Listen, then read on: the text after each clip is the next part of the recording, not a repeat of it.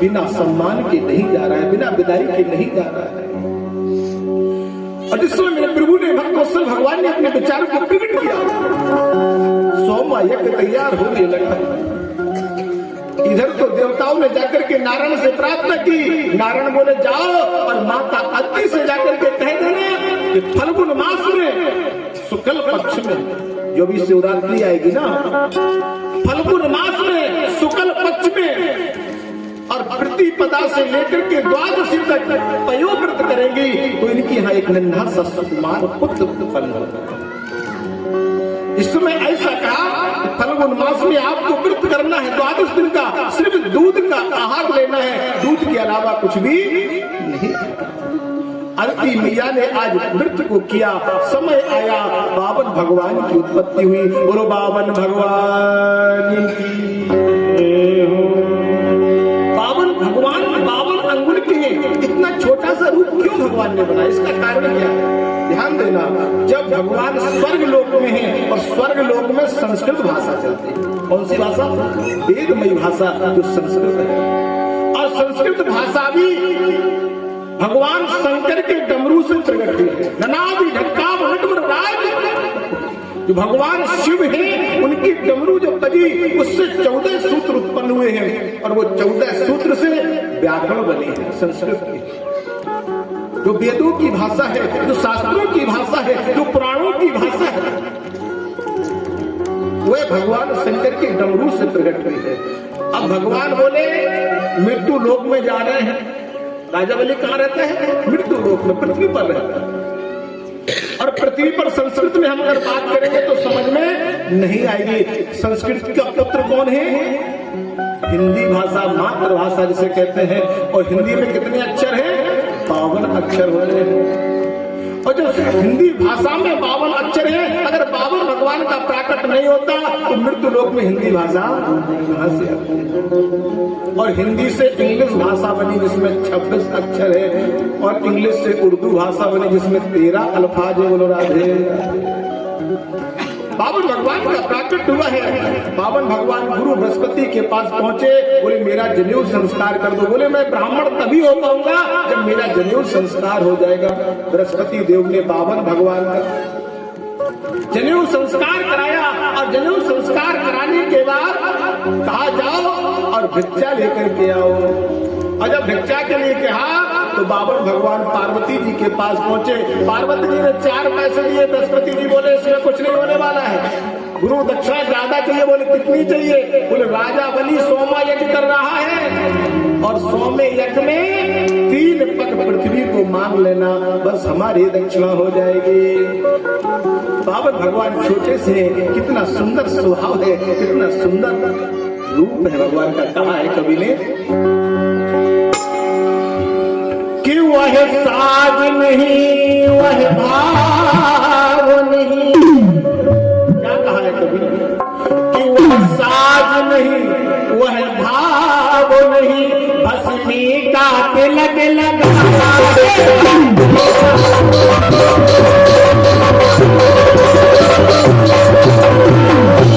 वह संक नहीं, वह चक्र नहीं, वह संक नहीं, वह चक्र नहीं, हाथों में दंड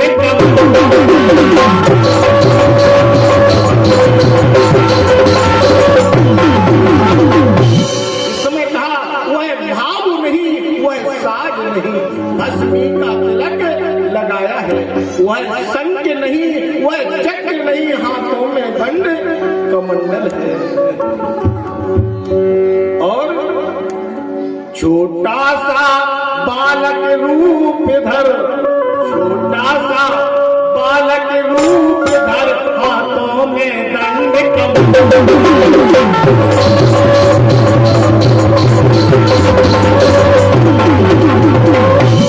ऐसे देखा कि उनके पास में छोटा सा दंड कमंडल है और एक पीला कम्बल है।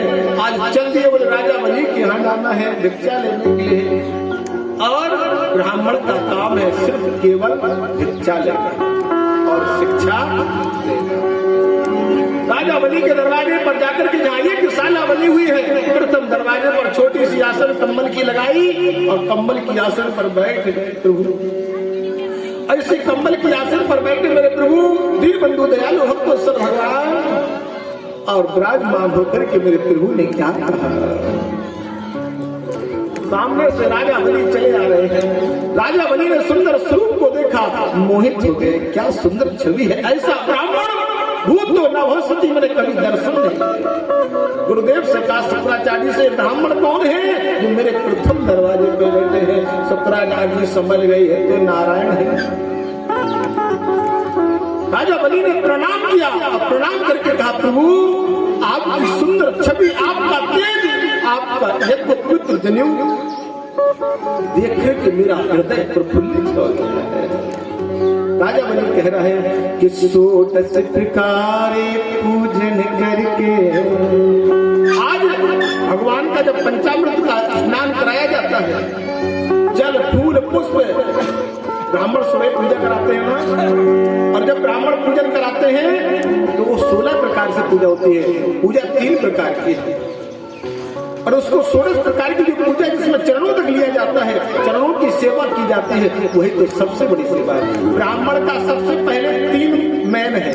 ब्राह्मण के दाहिने पैर का अंगूठा धो लो, ब्राह्मण का तिलक कर दो और पुष्प माला दे दो। 3 के अलावा चौथा अगर ब्राह्मण को नहीं दोगे ब्राह्मण नाराज कभी नहीं। और अगर ब्राह्मण को दक्षिणा दे दो, आरती कर दो, फिर तो ब्राह्मण और खुश हो जाए, संगे 4 कचौड़ी खवा दो, फिर क्या पूछो। लेकिन ब्राह्मण घर पे कभी भी आए, कोई भी व्यक्ति हो, भविष्य में ध्यान देना, सबसे पहले ब्राह्मण के दाहिने पैर के अंगूठे को धो, फिर उसके आरती तिलक और पुष्प चढ़ा दो। बस भगवान ने सब कुछ उसको दे दिया। और आपने ब्राह्मण को नहीं दिया है, ब्राह्मण की पूजा के रूप में आपने नारायण की पूजा की है। नारायण आपकी सभी मनोकामना पूर्ण कर देंगे। क्योंकि कहा है देन हार कोई और है, देन हार कोई और है, देवत है दिन लोग भरम मुझसे करे तासे नीचे नैन। आज राजा बलि कह रहा है प्रभु हमें आपका स्वागत करना है। आज 16 प्रकार से ब्राह्मणों से मंत्रों को उच्चारण करा रहा है, राजा बलि की पूजा कर रहा है, अभिषेक कर रहा है। दूध पंचामृत से क्या कि 16 प्रकार पूजन करके राजा बलि ने दिखलाया है।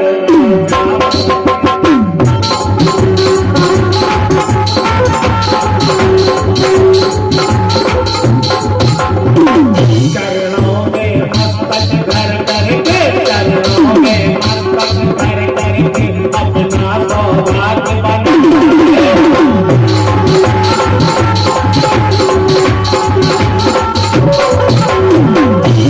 इस समय कहा पार्वती परमात्मा जगदीश्वर ईश्वर ने चरणों में मस्तक धर करके अपना सौभाग्य बनाया। दीनबंधु भगवान ने अपने विचारों को प्रकट कर दिया। लीलाधारी ने ऐसी लीला को किया। राजा बलि कह रहे प्रभु चरणों में मस्तक धर करके अपना सौभाग्य, प्रभु मेरे दरवाजे पर आए, आपकी छवि को देख करके मेरा जीवन कृत्य हो गया है, धन्य हो गया है। आप कुछ भी मांग लो, मैं राजा हूँ। आप कुछ भी मांग लो, रघुकुल रीति सदा चली आई, प्राण जाए पर वचन आप जो कहेंगे मुझसे ले लीजिए, मैं छत्री हूँ। राजा बलि बोले ऐसे नहीं, आप तो सिर्फ एक बार बोल दीजिए, मैं देने के लिए तैयार हूं। मैं शरीर भी आपको दान कर दूंगा। क्या कहा है कि भोजन मांगो, कपड़ा मांगो, मांगो तो सब कुछ हाजिर है। हे देवी हमारा तन मन धन चरणों में आज निछावर है। आप भोजन मांगो, कपड़ा मांगो, मांगो तो सब कुछ हाजिर है।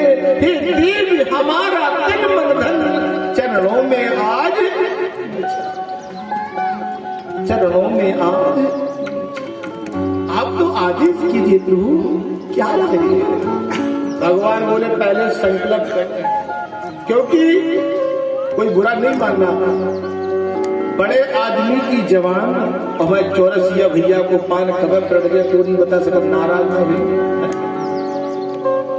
भाई देर नहीं लगती है, बड़ा आदमी क्यों पलट गया। और चौरसिया भैया अगर पान नहीं पलटेंगे तो फिर पान में स्वाद ही नहीं आएगा। भाई खाने वाले को तभी तो स्वाद आएगा जब उसको 2 बार पलटा जाए। इसलिए तो मेरे गोविंद कहते हैं, भगवान बोले पहले संकल्प लो, त्रिवाचा हारो। और जैसे ही संकल्प लेने के लिए हाथ में मीर और पुष्प को लिया, शुक्राचार्य जी करवा में जाके बैठे। और इसी शुक्राचार्य जी जाके करवा में बैठे, भगवान बोले देखो एक ब्राह्मण दूसरे ब्राह्मण के बीच में कटी कर रहा है। भगवान ने तुरंत गुस्सा को लिया और राधे राधे कर दिया। शुक्राचार्य जी दौड़ पड़े, बोले हरिओम विष्णु विष्णु विष्णु श्रीमद् भागवत महापुरुष। और इस प्रकार से मंत्र का स्मरण कराया, संकल्प हो गया। और संकल्प होने के बाद नंदनंदन श्री श्याम सुंदर भक्तवत्सल भगवान बड़े विचार से कहते हैं, भगवान विराट रूप में प्रकट हो गए। बोलो विराट भगवान की।